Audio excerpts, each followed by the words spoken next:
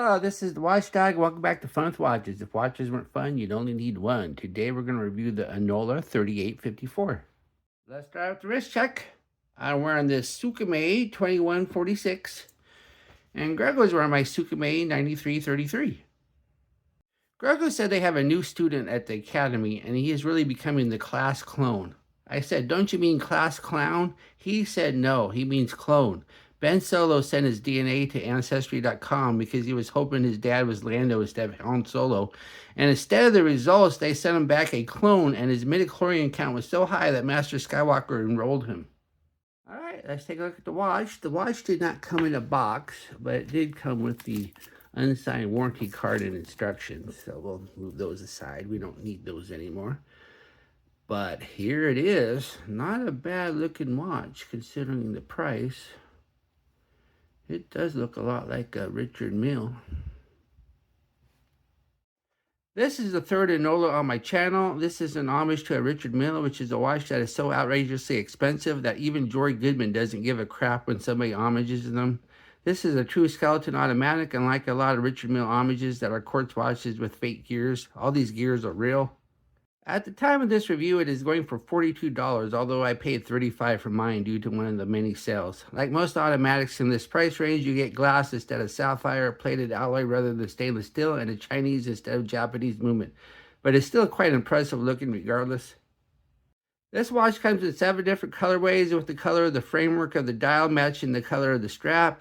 If you want a steel tone case, you have to stick with the blue I chose, or you can have black. If you prefer a black case, you can also have black, green, red, or orange. If gold is your thing, you can have a gold tone case with a black strap and dial. The watch is 44.2 millimeters wide if you measure at these little tips of the bezel.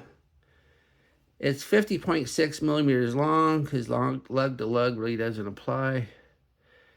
It's 15.6 millimeters thick, so it's pretty chunky. And since leg width does not apply, it's 24.6 millimeters where the strap meets the case, and it tapers down to 20 millimeters at the buckle. And it weighs 117 grams on the supplied silicone strap. The bezel is brushed and chrome plated, and they did a pretty good job. A lot of chrome plated brush stuff looks like crap because of the shine just looks bad. But this one, you have to look kind of close to even tell that it's plated. So they did a pretty good job with that. And then we have the dial. The dial has the rehat with the indices and the minute markers. And then it says Onola up top. And then the dial also has this framework that keeps everything together, and it matches the color of the strap. And then we have the hands. We have little arrow tips on both the hour and the minute. And then we do have a lume tip second hand, but the lume on the second hand is very poor. And then we have the open heart. And a lot of these Chinese homage watches think open heart means turbulent, and it does not. If it was a turbulent, this little cage would spin, and this watch would not be $42, that's for sure.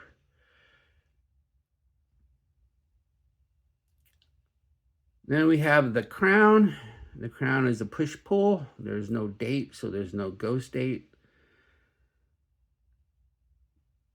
And then we have the crystal. The crystal is mineral glass, not sapphire.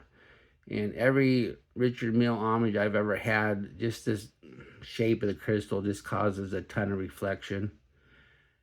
Even on glass, so sapphire is even worse. So I don't mind that it's not sapphire. And then we have the case. The case is an alloy, and it's matte finished on the sides. And of course the bezel is brushed, and everything's held together with these little screws here, and they appear to be real screws and not prop screws. And they are flathead. And the other end though is a Phillips. So when I get these watches, I never take them apart. There's just too many little screws to risk losing. And I don't see why you'd want to take it apart anyway, unless you want to regulate the movement. And are you going to really regulate this movement? Then we have the case back. The case back is actually steel because it says stainless steel back, and it's a polished steel. And then it says Onola automatic watch. And it's a display case back, and you can see the movement.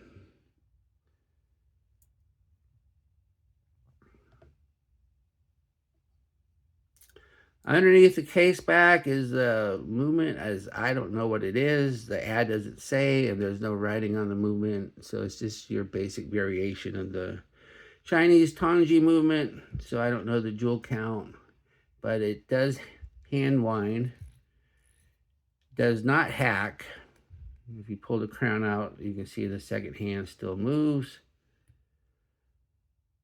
And it appears to have a bi-directional rotor because it doesn't seem to spin freely in one direction.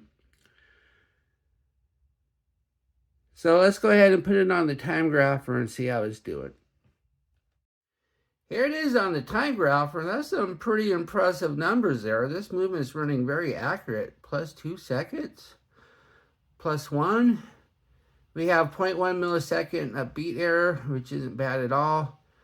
I don't know the lift angle of this movement, so I just left it at the 52-degree default. And I think that's correct, because look at that amplitude, 271. So that looks about right. So yeah, very happy with this movement. It's one of the most accurate I've ever seen of a movement of this type. The strap is silicone, not rubber. And as you can see too, it's very integrated. So you're not changing this strap without taking the case apart. And I've never done that. So good luck with that. But silicone just doesn't feel as good as rubber or resin. It's just squishy and slick. But this one's not too bad. And it has 2 keepers, 1 fixed, 1 floating. And the fix is done by these little nibs on the strap. And the buckle, though, is signed and brushed, and pretty nice buckle. Prong's not all floppy. And then it's got these little vents here for sweat. And as you can see, the notches are really close together, so you can get the perfect fit. Here's the watch on my 7.5-inch wrist. It's a chunky watch, but most Richard Mille homages are. That's just the type of watch it is. So if you don't like chunky, you probably don't want a watch like this. And I have 5 notches left, so the strap's pretty long. Plus, also, if you look too, there's room to cut some more notches in it. So you could probably wear this watch if you had a 9-inch wrist. So it's pretty big. Here we are in the loom room. All the skeleton Richard Mille homages I've reviewed have had bad loom, as there hasn't been much to loom anyway, and there has been nothing about this Onola to make me think this is an exception.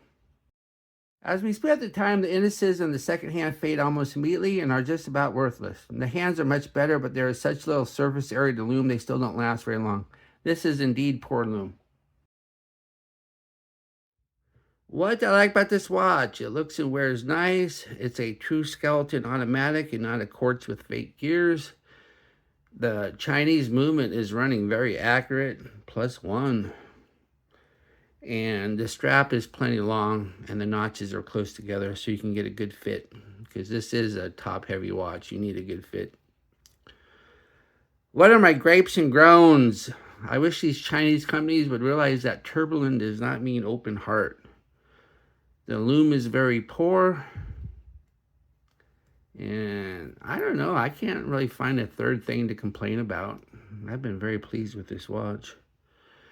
Do I recommend this watch? Of course. This is an excellent looking Richard Mille homage that is a true skeleton for around $42, which is a total bargain considering how much watch you are getting. Plus the movement's running very accurate.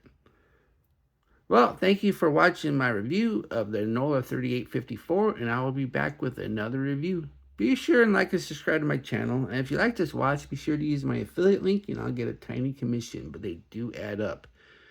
And I would like to thank my paid subscribers. There's not very many of them, but I will put them down on the screen. I'm thinking maybe if I put them down at the end of the screen, maybe I'll get some more subscribers, and then the Members' Choice watches can start getting nicer instead of not as nice. Bye.